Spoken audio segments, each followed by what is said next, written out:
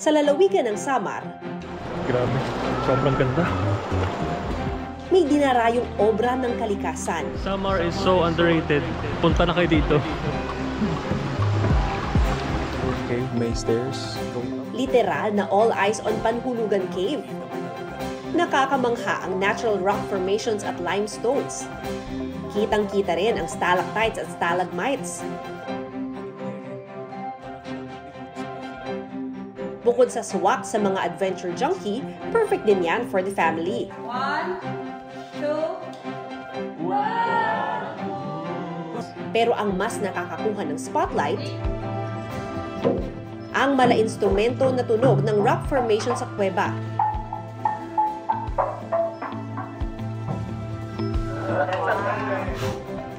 Next stop, ang Sohoto Natural Bridge. Para makarating doon, kayaking is the only way. Medyo malakas yung agos sa tubig. So, hilahin natin.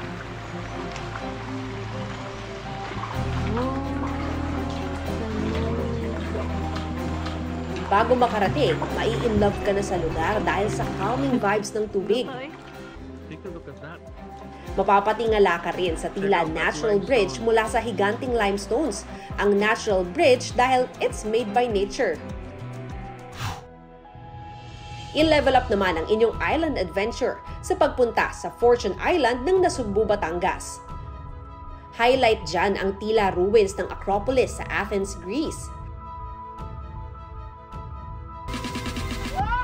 May cliff jumping pa.